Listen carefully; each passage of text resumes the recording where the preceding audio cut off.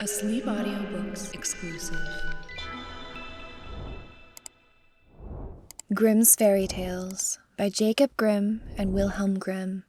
Read by E. Campbell for the Sleep Audiobooks YouTube channel and sleepaudiobooks.com. Lily and the Lion. A merchant who had 3 daughters was once setting out upon a journey. But before he went, he asked each daughter what gift he should bring back for her. The eldest wished for pearls, the second for jewels, but the third, who was called Lily, said, "Dear father, bring me a rose." Now it was no easy task to find a rose, for it was the middle of winter. Yet as she was his prettiest daughter and was very fond of flowers, her father said he would try what he could do.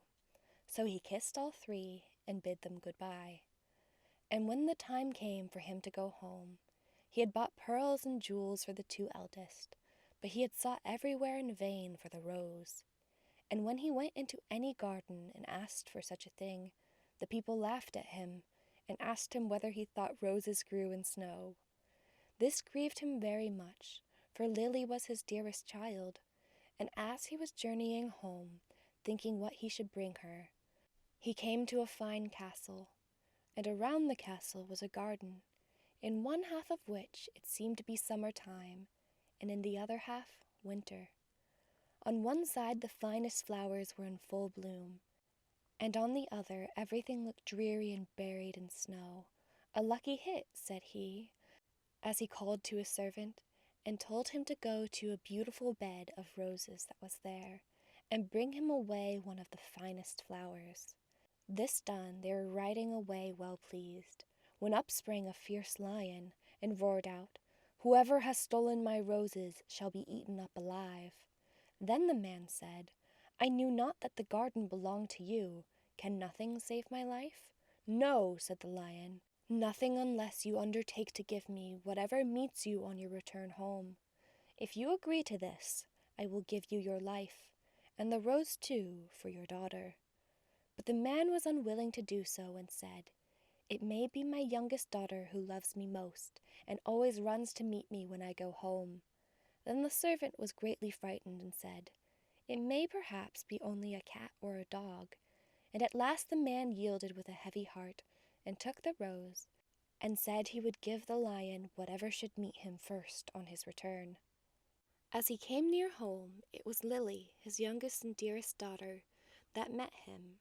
She came running and kissed him and welcomed him home. And when she saw that he had brought her the rose, she was still more glad.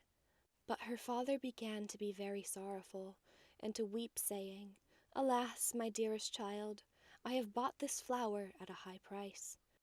For I have said I would give you to a wild lion, and when he has you, he will tear you in pieces and eat you." Then he told her all that had happened, and said she should not go, let what would happen. But she comforted him and said, "Dear father, the word you have given must be kept. I will go to the lion and soothe him. Perhaps he will let me come safe home again." The next morning she asked the way she was to go, and took leave of her father, and went forth with a bold heart into the wood. But the lion was an enchanted prince. By day he and all his court were lions, but in the evening they took their right forms again. And when Lily came to the castle, he welcomed her so courteously that she agreed to marry him. The wedding feast was held, and they lived happily together a long time. The prince was only to be seen as soon as evening came, and then he held his court. But every morning he left his bride, and went away by himself, she knew not whither, till the night came again. After some time he said to her, "Tomorrow there will be a great feast in your father's house, for your eldest sister is to be married, and if you wish to go and visit her, my lions shall lead you thither." Then she rejoiced much at the thoughts of seeing her father once more, and set out with the lions. And every one was overjoyed to see her, for they had thought her dead long since. But she told them how happy she was, and stayed till the feast was over, and then went back into the wood. Her second sister was soon after married, and when Lily was asked to go to the wedding, she said to the prince, I will not go alone this time. You must go with me." But he would not, and said that it would be a very hazardous thing. For if the least ray of torchlight should fall upon him, his enchantment would become still worse, for he should be changed into a dove, and be forced to wander about the world for 7 long years.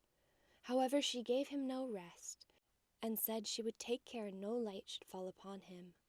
So at last they set out together, and took with them their little child. And she chose a large hall with thick walls for him to sit in while the wedding torches were lighted. But unluckily, no one saw that there was a crack in the door. Then the wedding was held with great pomp, but as the train came from the church and passed with the torches before the hall, a very small ray of light fell upon the prince. In a moment he disappeared, and when his wife came in and looked for him, she found only a white dove, and it said to her, "7 years must I fly up and down over the face of the earth, but every now and then I will let fall a white feather that will show you the way I am going. Follow it, and at last you may overtake and set me free." This said, he flew out at the door, and poor Lily followed, and every now and then a white feather fell, and showed her the way she was to journey.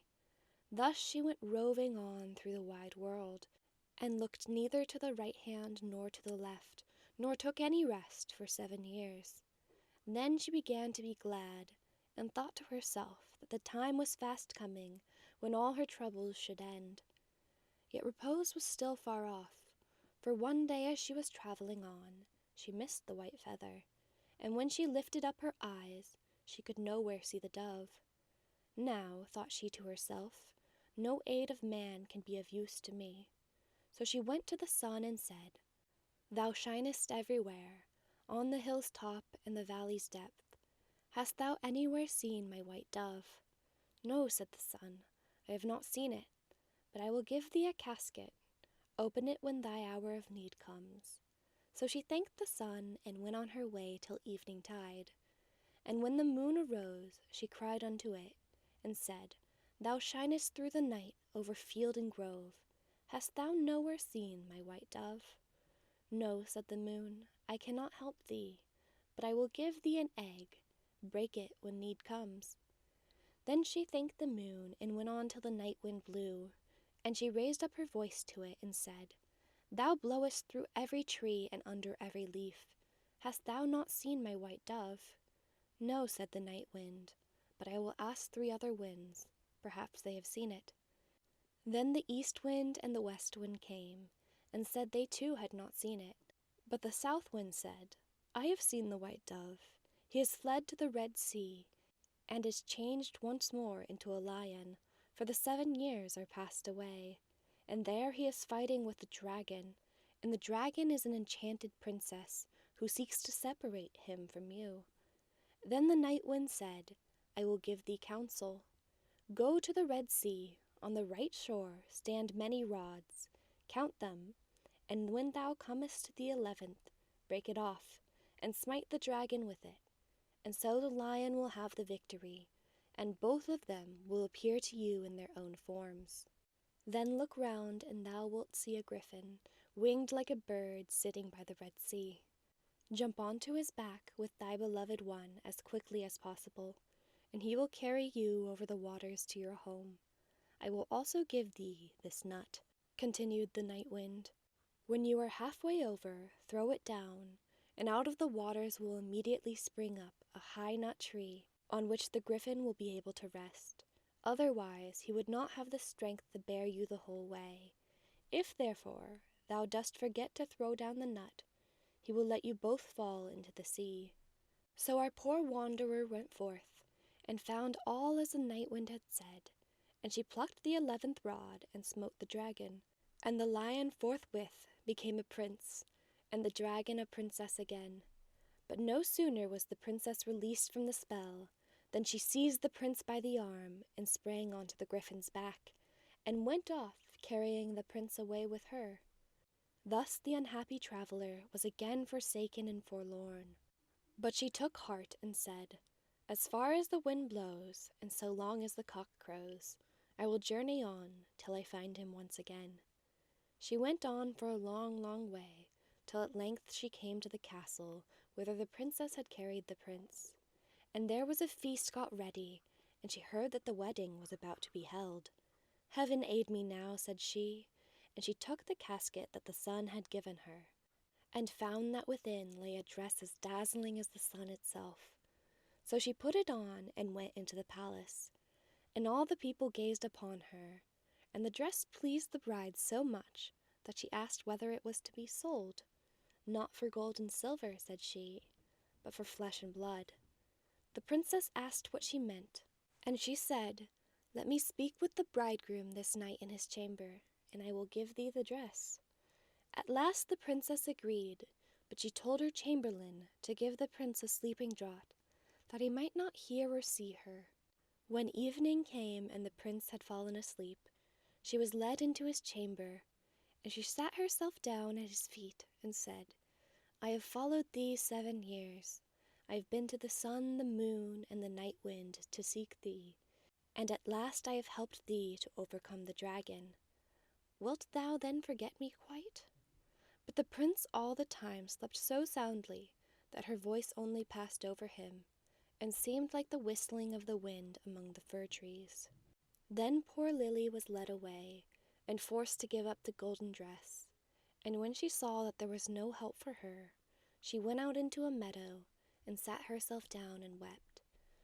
But as she sat, she bethought herself of the egg that the moon had given her, and when she broke it, there ran out a hen and 12 chickens of pure gold, that played about and then nestled under the old one's wings, so as to form the most beautiful sight in the world.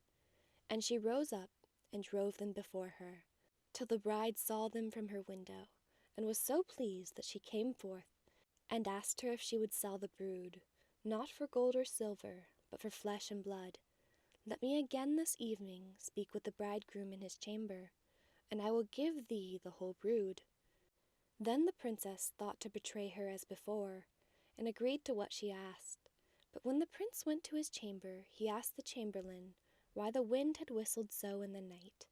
And the chamberlain told him all, how he had given him a sleeping draught, and how a poor maiden had come and spoken to him in his chamber, and was to come again that night. Then the prince took care to throw away the sleeping draught, and when Lily came and began again to tell him what woes had befallen her, and how faithful and true to him she had been, he knew his beloved wife's voice, and sprang up and said, "You have awakened me as from a dream, for the strange princess had thrown a spell around me, so that I had altogether forgotten you. But heaven hath sent you to me in a lucky hour." And they stole away out of the palace by night unawares, and seated themselves on the griffin, who flew back with them over the Red Sea. When they were halfway across, Lily let the nut fall into the water, and immediately a large nut tree arose from the sea, whereon the griffin rested for a while, and then carried them safely home. There they found their child, now grown up to be comely and fair, and after all their troubles they lived happily together to the end of their days. End of Lily and the Lion.